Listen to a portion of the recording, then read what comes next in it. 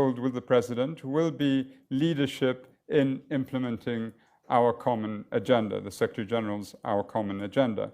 As is normal with these series, I will invite the President to address the online audience and the assembled ambassadors here, and we will then proceed to our conversation. The President, following this event, will preside over a high-level event at the UN Security Council, and so for the next few hours, he will be a double president, immensely powerful, and we hope you will solve all our problems this morning, Mr. President. Mr. President, could I now invite you to say a few words to the ambassadors assembled here and to our online audience, and once again, we're delighted to see you with us at IPI. The floor is yours. Thank you.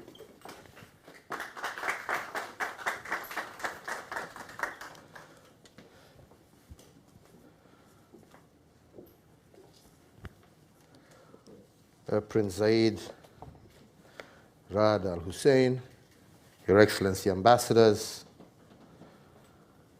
let me first and foremost begin by thanking you in your capacity as President and CEO of the International Peace Institute for this invitation, and to say that I also welcome all those who managed to find time to come out this morning, and also the many who are out there following us on the internet. Let me begin by saying that Antonio Guterres, in his September report on our common agenda, observed, and I quote, that humanity faces a stark and urgent choice, and that was breakdown or breakthrough.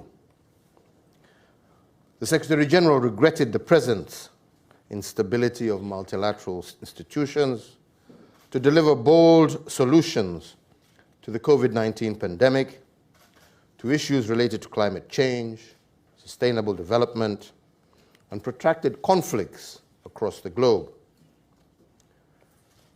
The ongoing failure to deliver COVID-19 vaccines to the global population is the latest and most prominent evidence of the weakness of our existing multilateralism. Even faced with a profound common threat, old hierarchies have re-established themselves. The zero-sum thinking fails to appreciate the simple fact that for any of us to be safe, all of us have to be safe. And this is a problem for our globe. If we continue to display the same attitude in our pursuit to overcoming the effects of climate change and biodiversity loss, the results will undoubtedly be disastrous. From where we sit, we need a new global multilateralism that puts global Africa at its heart, and if we are to respond adequately to the Secretary General's call for meaningful change, we need to do so urgently. Many of the actions that are currently powering Kenya's foreign policy in the last few years have reflected our desire as a country to lead in re-energizing and redirecting multilateralism and ensuring that Africa takes its place, not merely as a recipient of aid, but as a critical actor in delivering solutions to our world. Africa, ladies and gentlemen, is global. There are almost 2 billion people of African descent in the world. They live on multiple continents, and unfortunately, for reasons of history, often share a similar experience of exclusion from the fruits of global industry, trade, and investment. We have the youngest population in the world, and one way or another, this population will travel. It will travel to all corners of the world, and this travel will either be a desperate search for employment and safety, or as a financially able tourist seeking to enjoy the world's attractions. Today, the mobile phone in each of our pockets, the electric car that we say is the future, and rechargeable batteries, the jewelries that we wear, and so many other important products could not be made except for Africa's resources. Today, most developed economies in manufacturing, medical technology, and energy development need Africa's resources as a core component of their economic production. Let me clarify just why it is so important for the world to wake up and listen to Africa and rebuild multilateralism to be inclusive, fair, but most importantly, consistent. The challenge of the modern African experience has existed for over 500 centuries. It was born of the experience of slavery and colonialism and its residual effects in our families, communities, and in most of our countries. However, the idea of the global Africa that I wish to propose today is one that we need to build. It will reconnect and re-engage with African peoples wherever they are on our planet, and indeed also connect with all people of goodwill in a common enterprise of uplift, dignity, and independence. Global Africa embraces the philosophical ideals of what we call negritude Harambe, Ujamaa, Ubuntu, and politically, it is the abolitionist movement, the Pan-African Congress, the anti-colonial and civil rights movement, and the African Renaissance. Pan-Africanist advocates of these ideas and movements have been urging for change in global relations for over a century. When they have not been heeded, humanity in one way or another has suffered. At the turn of the 20th century, they warned about the entrenching of racist thinking and the fake science that powered it. They argued it degraded humanity and created systems of oppression and exploitation that were intolerable. They identified the lack of freedom and equity between peoples as a danger to the world. Unfortunately, too few paid heed to them. As a result, fascism rose unimpeded until it reached its most radical and violent expression in Nazism and the explosion of the Second World War, where tens of millions were killed in war, including the unfortunate tragedy of the Holocaust. When the Pan-Africanists next warned that decolonization needed to be genuinely free, the colonies were not paid the attention that they deserved. Today, the world continues to live with a tragic legacy of that incomplete decolonization. The Security Council today, as a result, spends the majority of its time discussing conflicts in Africa. Often, if not in every instance, one of the root causes of such conflicts is how decolonization was poorly undertaken over half a century ago. So today's Pan-Africanists, of which I am proud to call myself one, are calling for multilateralism to urgently respond adequately to the issues of today, to address itself to climate change, biodiversity loss, as well as the multiple protracted security challenges that we face. As I said, we need a new multilateralism with global Africa at its heart. It will reject discrimination and racism as part of our way of doing business. The problems that we face today are far too serious, our future far too important to leave out any country, no matter its size, to leave out any race, and for that matter, to leave out any gender. we all need to have a stake in the solutions that humanity is yearning for today. So I propose that we embrace this new understanding and build on it. And next month at COP26 being one such forum. In Glasgow, we are supposed to negotiate the scale of commitments and targets to set.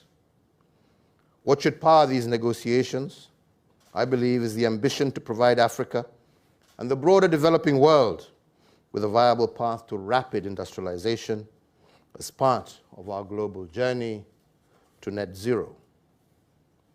The failure to do so is too grim to contemplate.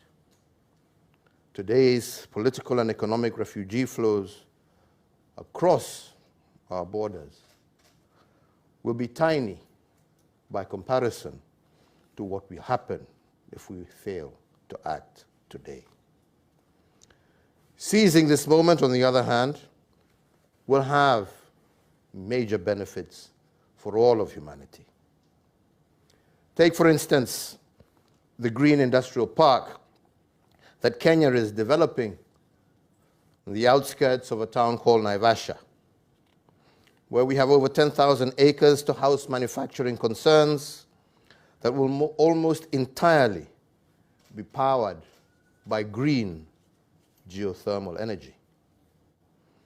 They will be connected to an efficient port by railway infrastructure. And companies that take advantage of the opportunity will be making an important contribution, not only to the development of our country, but also to their regulatory and ethical drive to achieve net zero.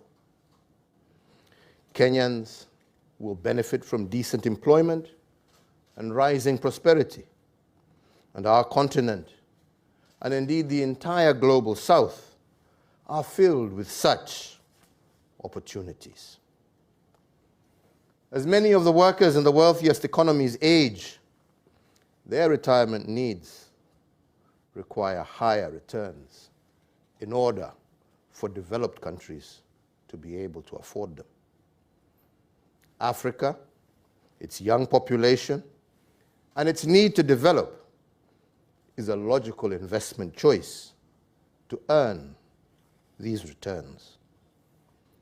That will happen when there is a wider appreciation by the wealthiest that Africa is not a zone for unjust exploitation, but instead it is a potential engine for immense mutual benefit to all its investors. The new multilateralism will need to embrace such enlightened self-interest rather than the failed approaches of past thinking of aid as a one-sided benefit. So, ladies and gentlemen, we are in the Security Council giving voice to this plan. Our actions are guided by enabling Africa's voice and interests to be a primary actor in solving our security challenges, not just for Africa's sake, but for the sake of our African diaspora and indeed the global South. In early September of this year, I hosted the first Africa CARICOM Summit. This historic meeting reflected the consciousness of the global Africa. We made commitments to work together for the benefit of our people and our world. Indeed, just last Sunday, I flew to New York from Barbados, where I handed over the chairing of the UN Conference on Trade and Development to the Prime Minister of Barbados. On the sidelines of that meeting, I met leaders from the Caribbean, and we all expressed deep concern about the challenges that Haiti is facing.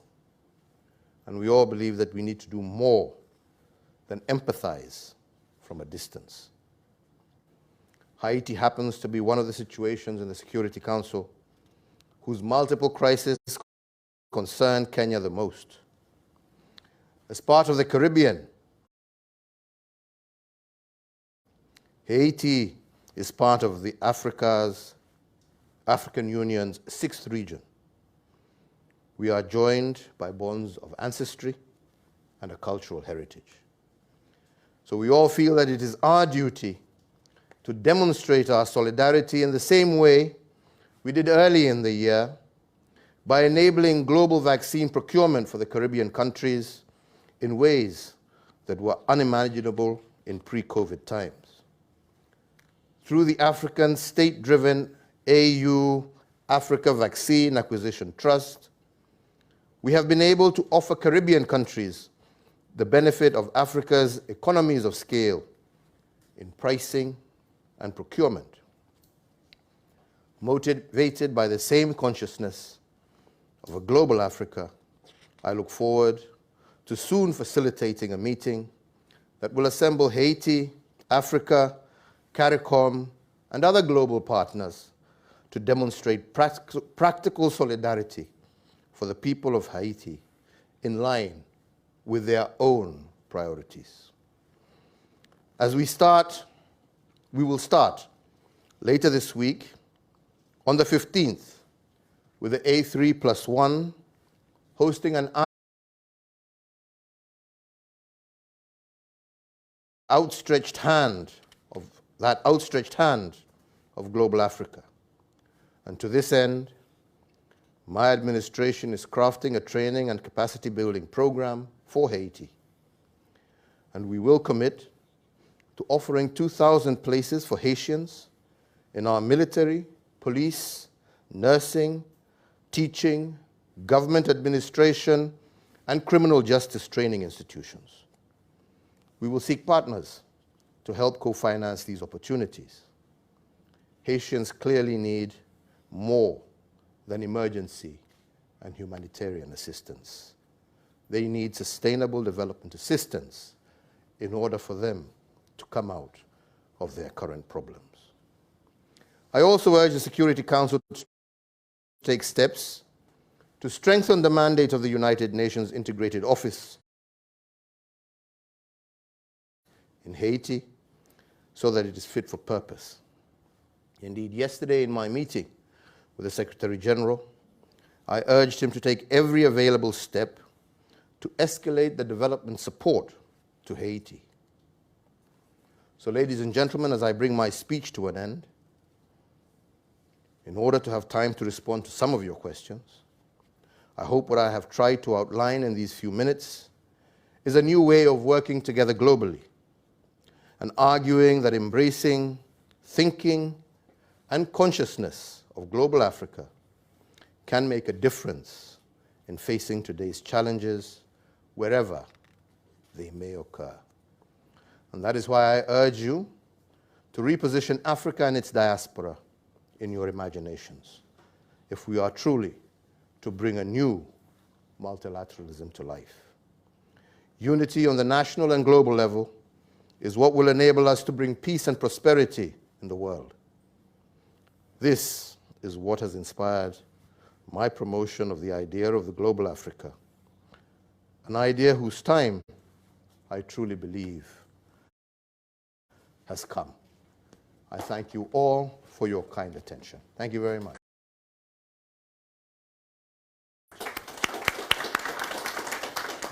Yeah. Uh-huh.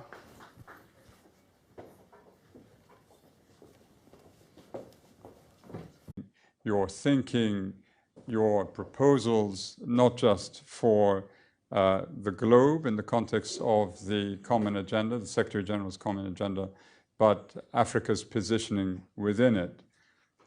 When we look at the common agenda, there are proposals being presented across 12 commitments. And in the analytical part of it, one senses it is shorthand for the fragility of it all, the global fragility that we are now experiencing.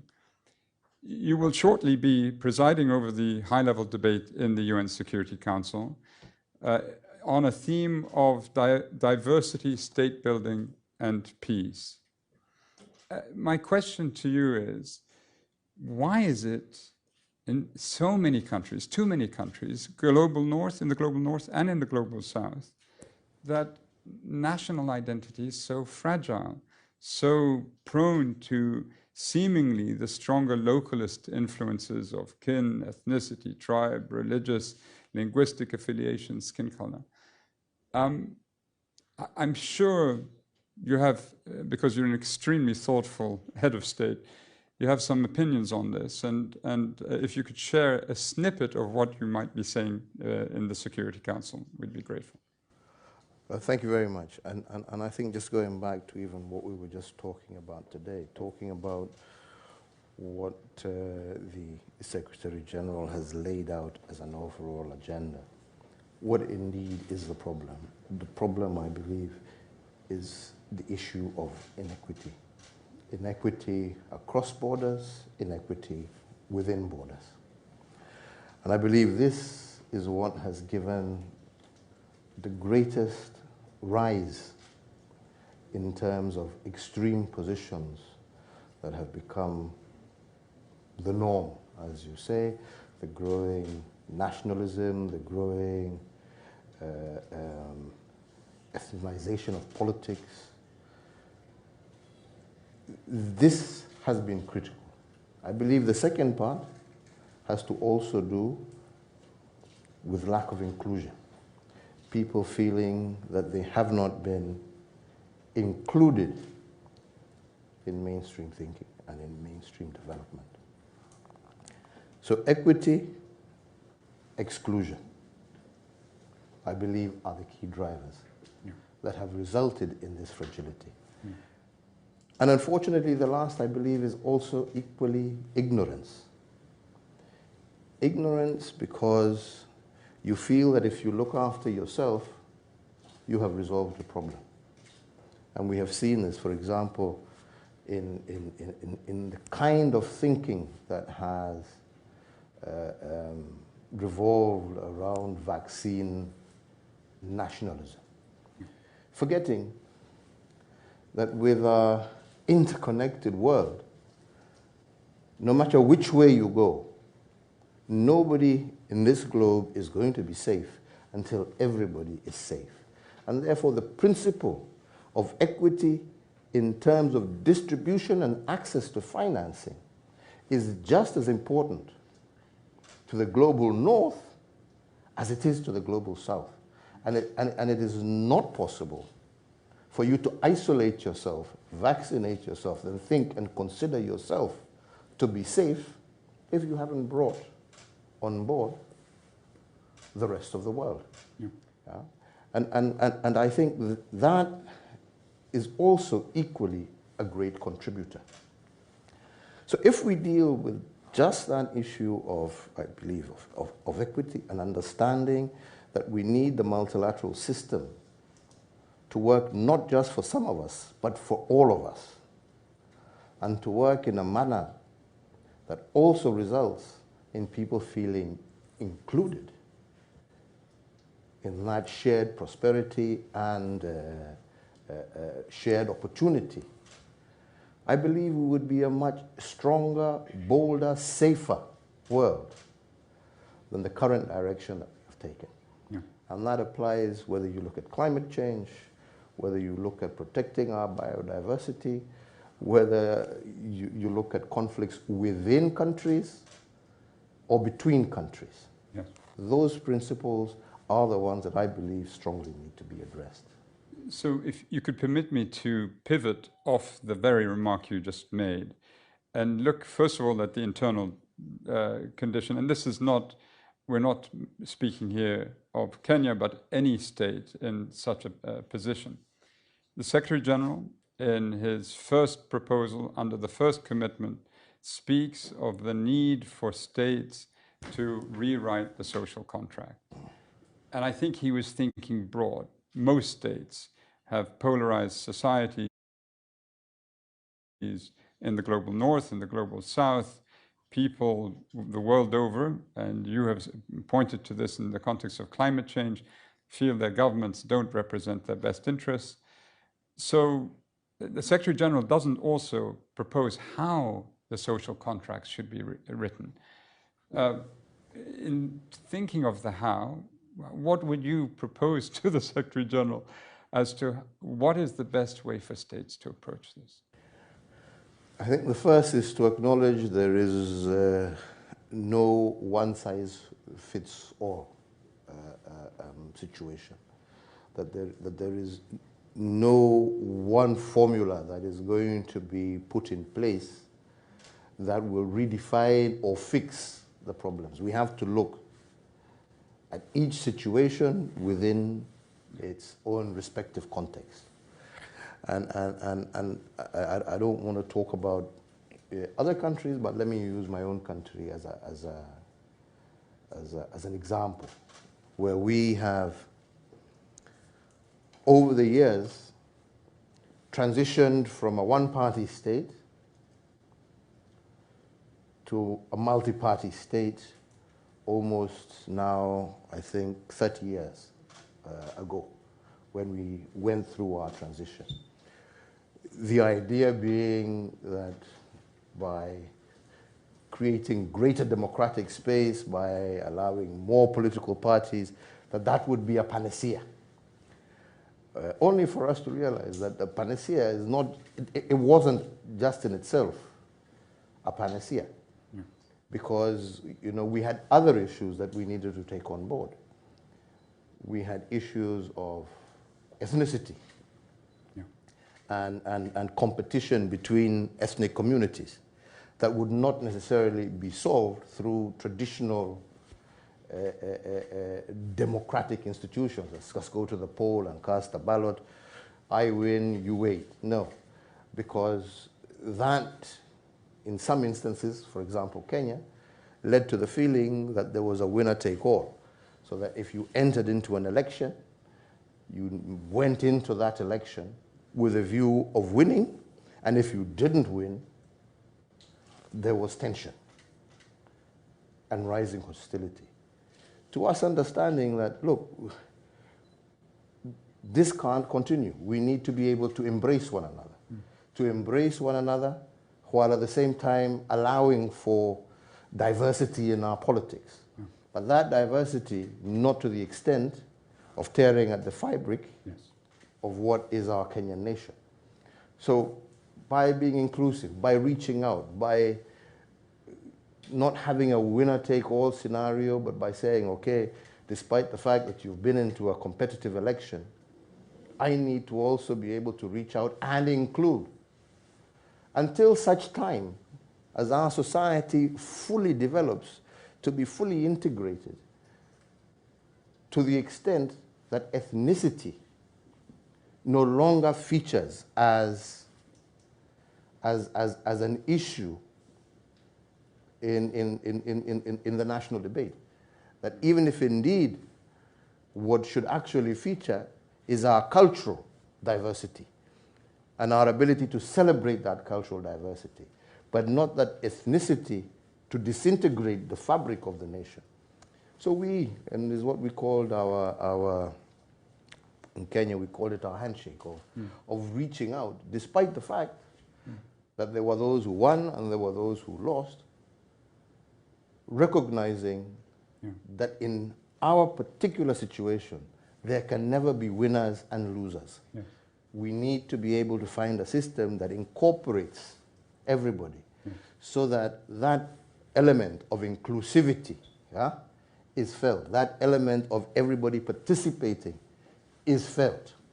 So this to me is what I'm saying. There is no one remedy of saying that, yes, if you move to become a democracy, all of a sudden that is going to just change the world. No, we have to look at each country, look at its circumstances, look at its history,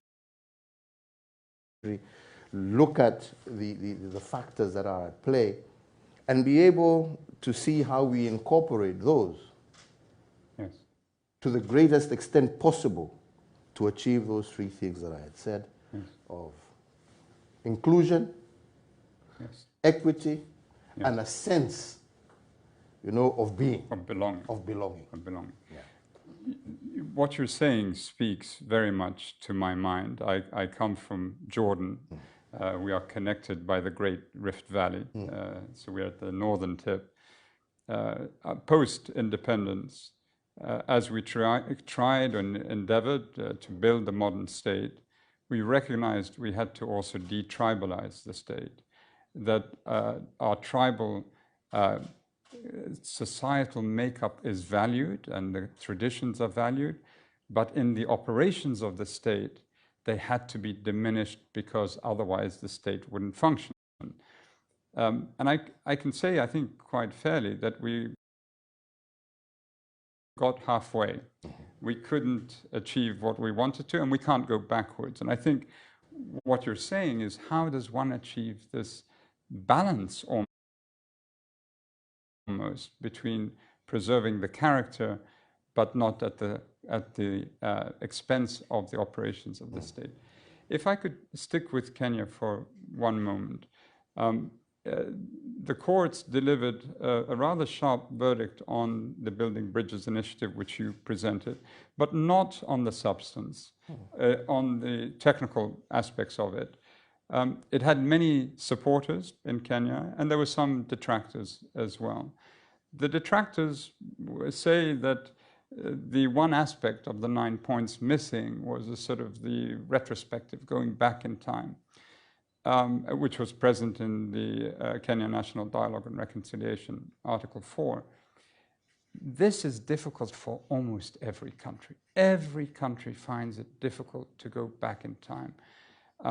I speak as a historian, and I recognize that. I see it in my own country, my own region, in Asia.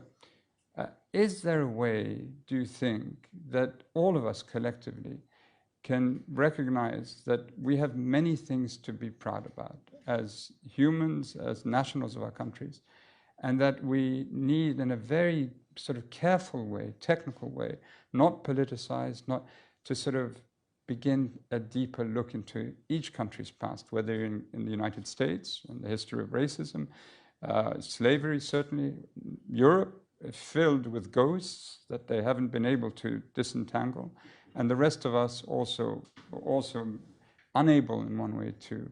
Is that a fair point, do you think, Mr. President? It is without a doubt a fair point, because unless you somehow settle that past, right, it will always live to haunt you in the future. And unfortunately, it is generational. Yeah. It is generational. It's past.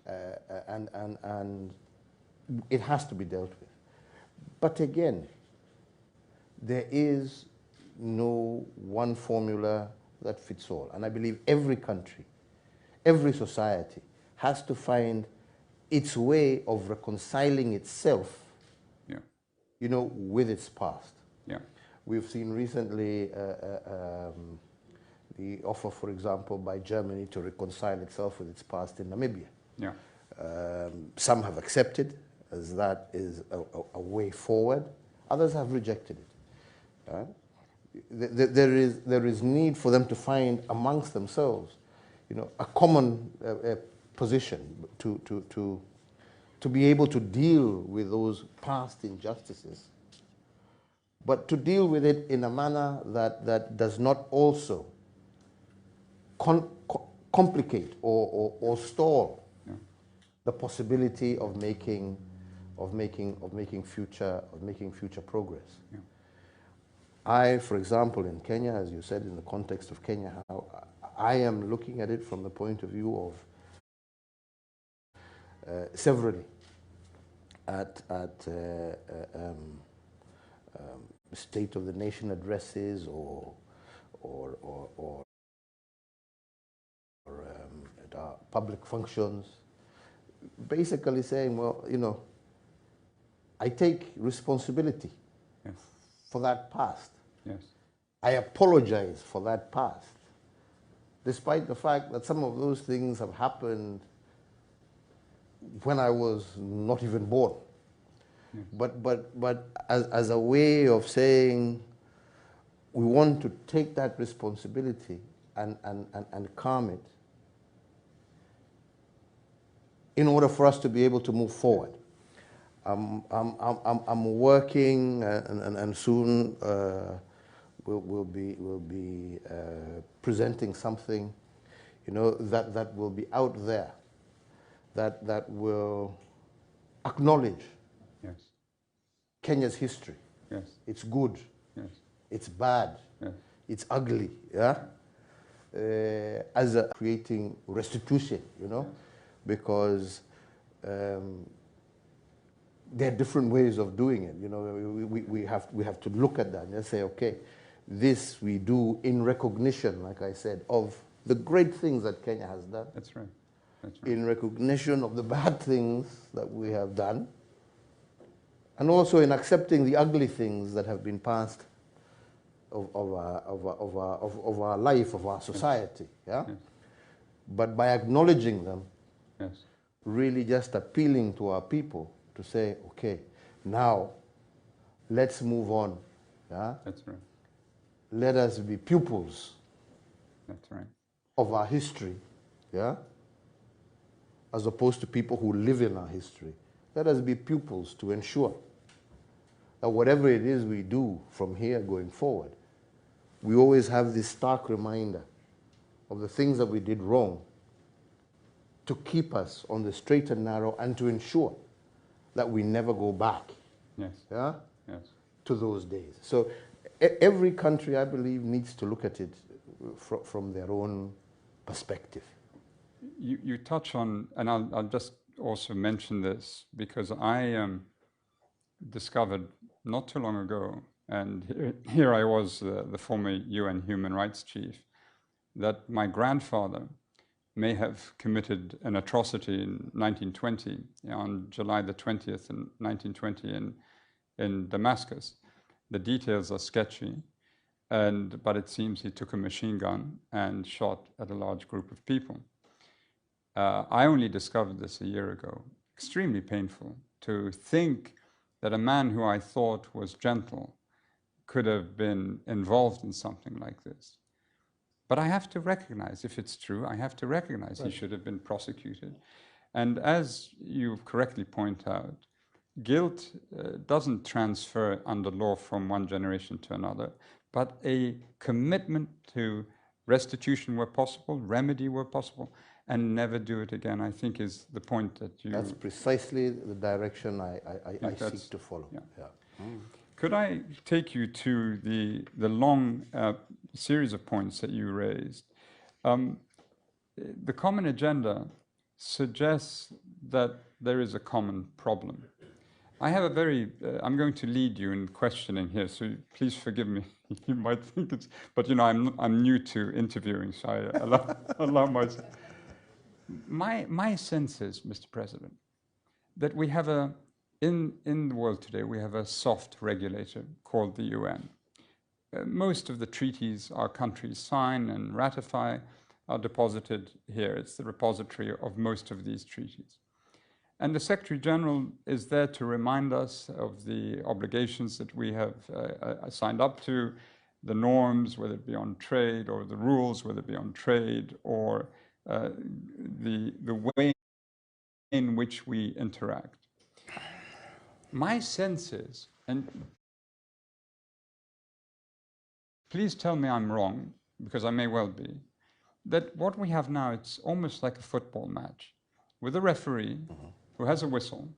And as we know in the big leagues in Europe, all the money is with the clubs, it's with the star players. The referee, no one knows who the referee is. They goes home, we don't know their names.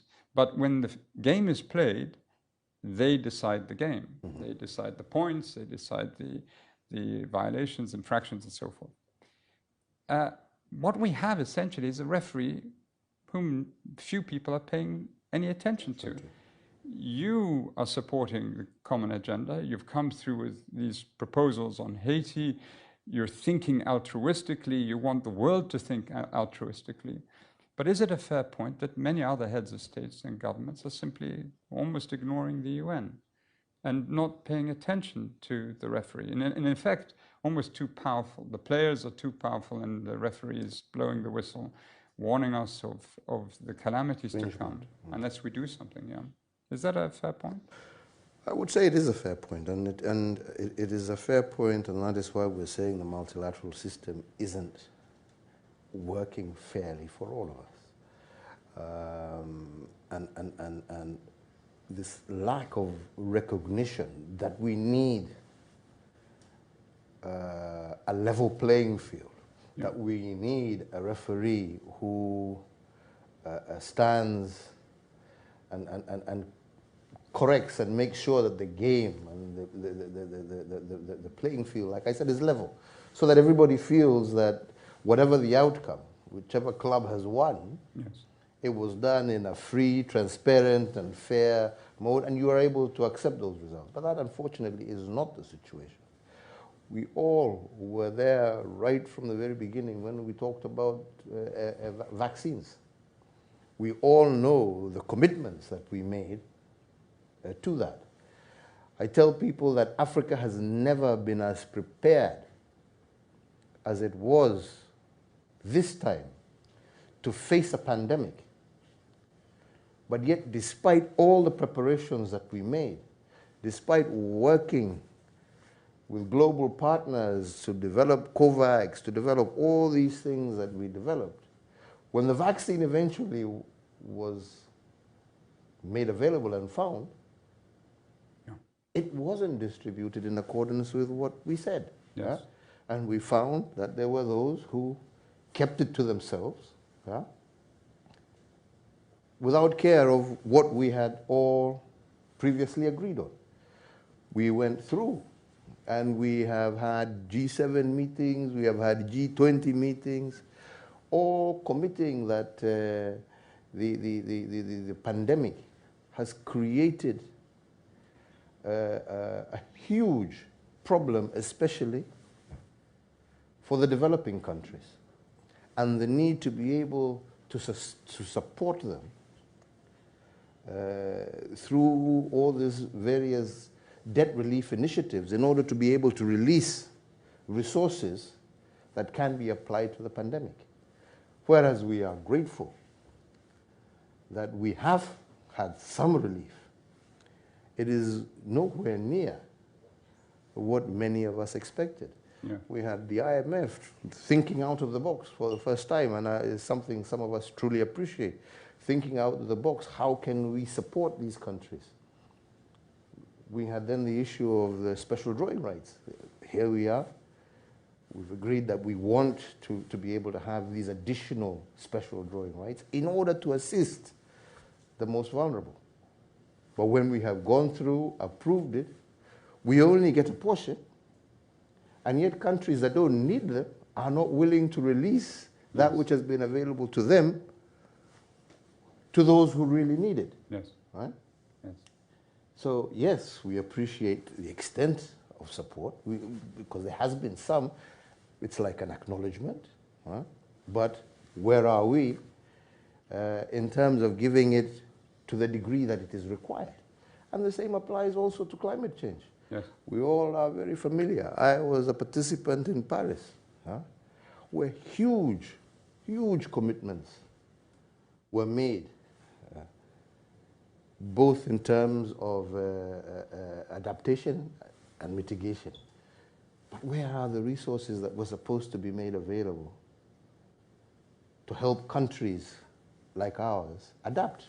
To date, not available. We are now going to Glasgow to listen to new pledges, yet the old ones have yet to be fulfilled.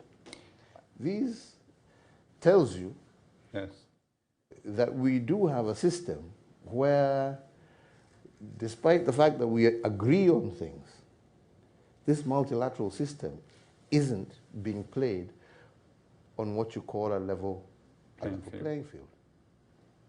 Well, there's almost a sense of abandonment, that we are approaching some point in time where we become lifeboat Earth. And we either capsize the boat very quickly because we're all fighting, or we work together to keep the boat afloat and survive as a human race on this tiny little ball. And on the climate change, I mean, there are two things here. One is the pandemic. I'm surprised that there is no thinking about a sort of economic compensatory scheme in the future for any country that is told they have to lock down because there's a new pathogen. The rules should be very clear. You should be able to access capital markets at zero interest, not 5%. Otherwise, what's the incentive to close your economy down and suffer while no one else is paying you attention? That is where the IMF was heading. That's why we had the additional special drawing rights. That's right. That's right. So yes, we got a part of it. That's right. But we didn't get what was required for us to be able to fulfill the obligations that we were supposed to fulfill in order to contain the pandemic. That's right. And that is why you find countries opening up earlier than they should, because they have to find a way of being able to support their respective societies.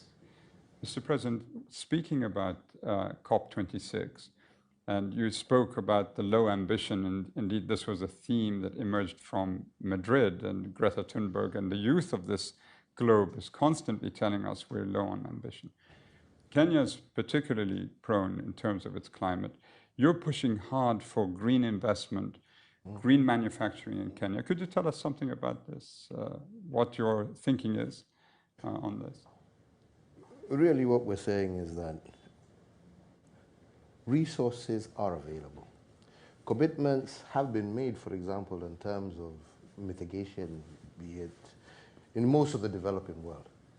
And what we are saying is that why can't some of those be utilized in countries like Kenya for adaptation? We have an abundance of resource, for example, like I said, of geothermal, right? That is green, clean energy. We're not even saying give us this money so that for free. We're saying we want you to make investments that have positive return. But through those investments, help us all reduce emissions, which is our common target, but also in the process, support our economies to create opportunities and prosperity, which ultimately feeds into preventing the kind of migration that we're seeing. So let's circular economy. The circle, exactly. Let's complete this circle, right? Rather than looking and thinking you can sort, your problem, and that's somebody else's problem. It's our problem. Yes. And the solution lies in working together, right? But you can't say, well, I'm solving mine, because you will never solve yours unless you... Yes, sir. The same principle we applied when we talked vaccine. Yeah. No one is safe until everybody is safe. Yes. Right? Yes. Right? Yes. They will not be future prosperity, security, and safety until everybody is safe. Has that and is safe and prosperous. And that's why I said you can have two kinds of tourists.